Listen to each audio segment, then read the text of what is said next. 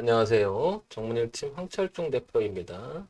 자, 이번 시간에는 현대차 보겠습니다. 현대차가 어제 대비 한 2.9%, 한 1%, 한 3% 정도 내리고 있는데요.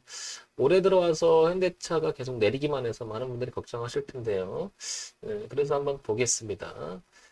일단 현대차는 시가총액 보시면 전체 대비해서 시가총액 한 12 정도 돼 있죠. 전체적으로 보게 되면 시가총액이 444조 한 1,000억 원 정도 그죠? 어떻게 보면 10등 안에 들어 있기 때문에 이 지수는 그래도 전체 시가총액 대비해서는 한 1% 정도 되죠.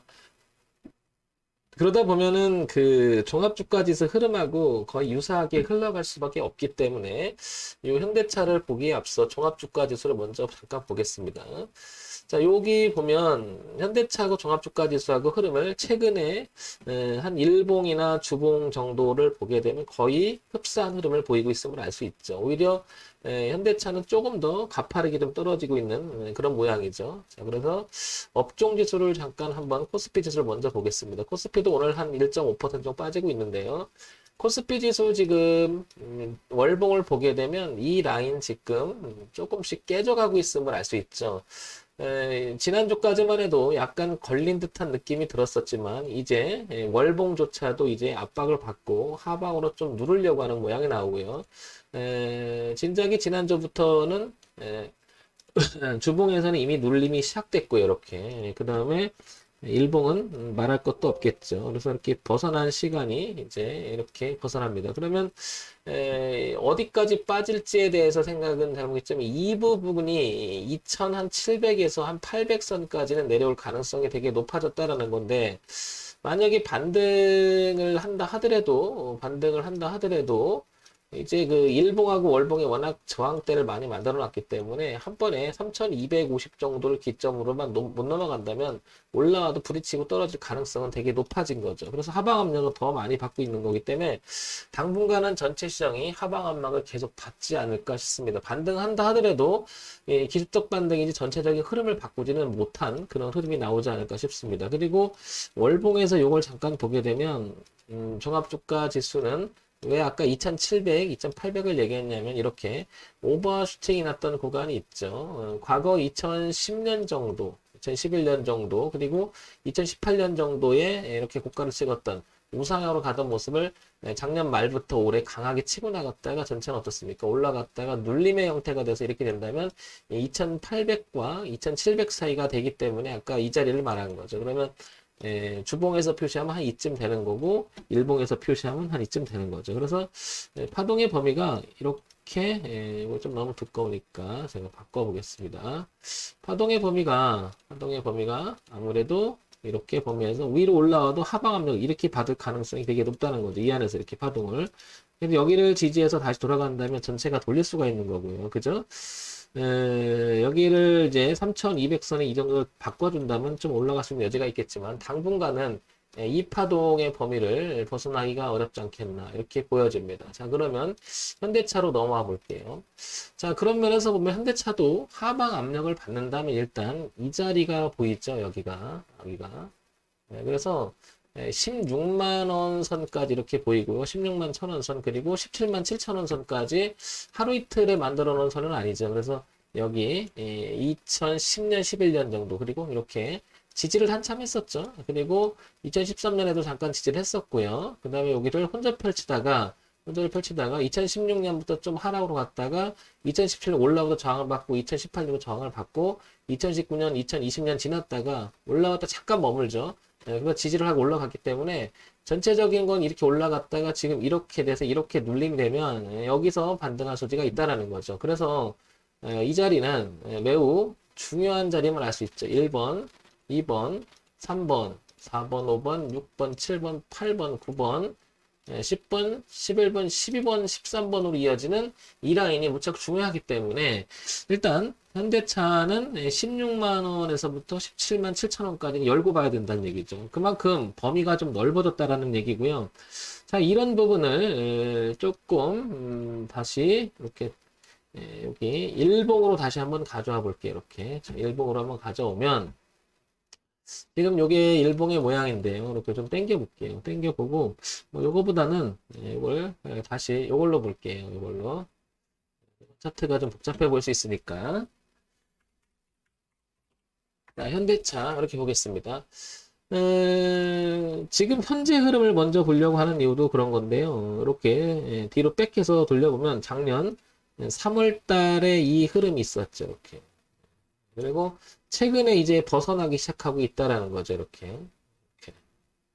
벗어나고 있다라는 거고, 형 대표가 여러 번 얘기한 것 중에 하나가 이 고가가 낮아지는 모습, 정말 중요하다라고 여러 번 얘기 드렸죠. 이렇게 낮아지는 모습.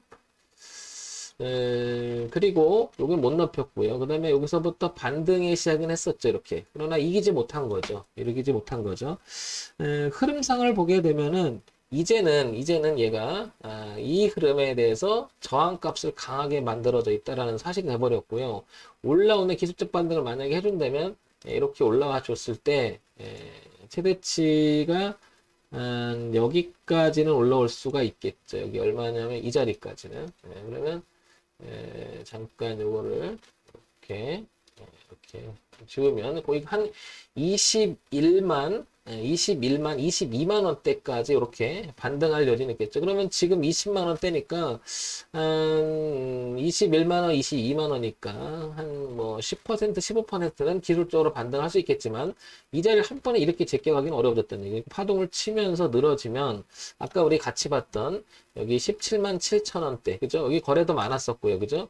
여기 아까 그 이렇게 동반했던 자리들죠. 지지와 저항 같이 봤었던 자리인데 여기 다시 한번 표시하면 이 자리가 되겠죠. 이렇게, 그죠? 이 자리부터 이 자리까지. 그러니까 빼곡하게 모여 있는 거죠, 이거.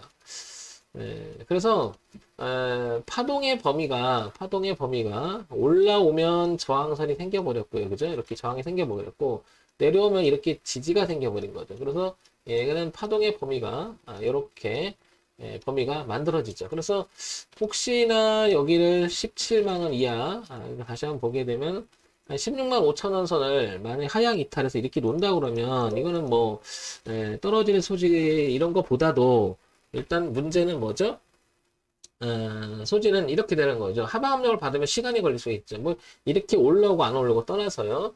그러니까 굉장히 큰 저항이 부딪히고 있고 지지가 큰 자리가 있는 거죠. 그 안에 껴버린 거죠. 근데 전체 시장은 지금 하방으로 약간 그 하방 압박을 받으니까 지금 파동이 이쪽으로 칠 가능성이 더 높다라는 거죠. 그럼 약간 올라왔다 비중을 좀 줄였다가요. 비중을 줄였다가 여기를 보는 것도 괜찮겠죠. 근데 우리가 현대차를 들어갈 때 뭐 이걸 손절하려고 들어가거나 뭐 소위 말해서 파동 매매를 하려고 들어가진 않았을 거예요. 워낙 이제 내용 주고 그러니까 장기적으로 보고 들어갔을 가능성이 훨씬 높잖아요. 그러면 그런 분들이라면 얘를 섣불리 뭐 볼 것도 없이 상대표 생각은 그렇습니다.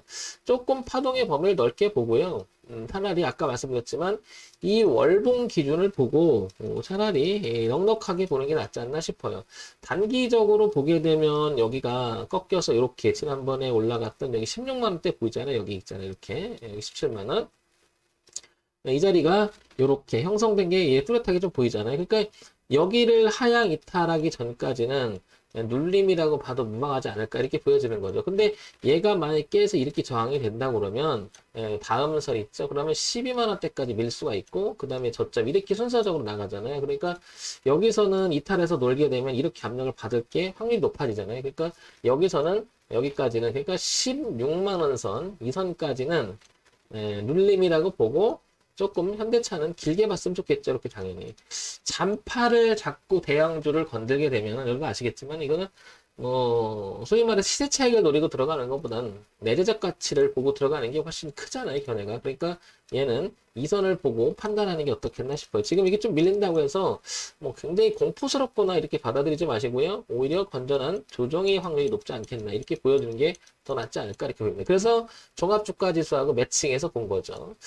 자, 지금 얘기하는 부분은 좀 차트에 대해서 얘기 드린 건데, 요거 한번 보겠습니다. 자, 요거 한번 보면요.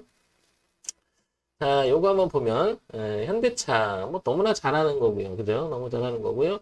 재무 정보를 잠깐 보겠습니다. 우리가 이런 그 회사는 왜 좋은지 잘 몰라요. 그죠? 그냥 좋다, 좋다. 우리가 일상적으로 현대자동차는 워낙 잘 알고 있기 때문에 느낌이지만 재무제표라도 잠깐 보게 되면 2019년, 2020년, 2021년까지 그러니까 작년 3, 4분기, 4, 4분기, 올해 1, 4분까지 보게 되면 27조, 29조, 27조 이렇게 돈을 벌고 있어요. 그러다 보니까 영업이익과 당기순이익도 이렇게 수익을 내고 있는 회사인 건 분명하죠. 그죠? 그러다 보니까 작년에 올라올 때도 이렇게 올라왔는데요.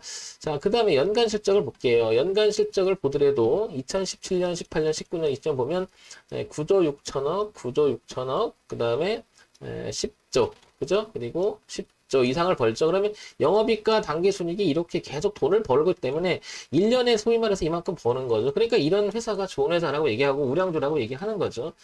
그러면 여기서부터 출발했던 주가가 작년과 올해 이어서 갔다가 이런 정도를 눌림목이라고 말할 수가 있겠죠. 그러니까 구조적으로 문제가 돼서 이렇게 빠져버리면 문제가 될지 모르겠지만은 이런 자리에서는 만들어 놓은 자리잖아요. 그죠? 시장이. 그래서 의지가 있는 거라고 생각하는 거죠. 이런 자리는 적어도 현대차는 이 정도까지는 그러니까 이 가격대가 교차하는 가격대가 그래서 의미가 있다고 보고요.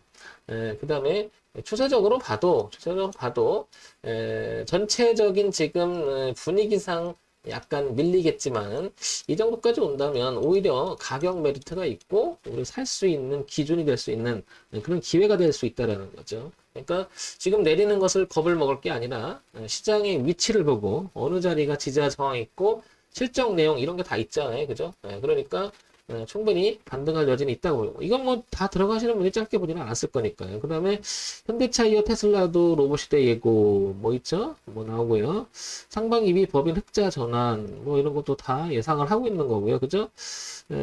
쭉 보면 수소차 수소 상용차 위한 독자 브랜드도 만들려고 하고 있고, 그러니까 뭔가가 열심히 좀 자동차를 판매해 보려고 하는데 뭐 아시겠지만은 시장 점유율이 좀 높아지고 있는 건 사실이죠, 그죠? 자, 그래서 뭐 전망이나 이런 거는 나쁘게 보지는 못할 겁니다. 누구나 현대차를 보는 입장에서는. 그래서 이 자리를 다시 한번 얘기 드리면 이 자리가 깨지지 않는 이상은 현대차는 한번 홀딩해 볼 만하고 꺾은다니까 22만 여기 아마 그 저희가 있겠죠. 매물 저항이 하나는 있겠죠. 그래서 혹시나 이렇게는 좀 될 것 같다. 만약에 반등해 주면 여기서 비중을 좀 줄였다가 비중 나머지 가지고 있는 걸 그냥 홀딩 해보고 만약에 여기 이기지 못하고 파동의 범위를 넓어지고 있으니까 빠지면은 여기 와서 지지하는 거 보고 재차 들어가는 게 어떻겠나 싶어요. 현대차는 천천히 보셔야 되는 거 뭐 잘 아실 겁니다. 자, 이렇게 말씀드리고 싶습니다. 지극히 참고사항으로만 보세요, 여러분. 뭐 제가 얘기하는 게 정답이 될 수는 없으니까요. 자, 정문일침 황철중 대표였고요. 좋아요, 구독, 그리고 알림 기능 부탁드릴게요.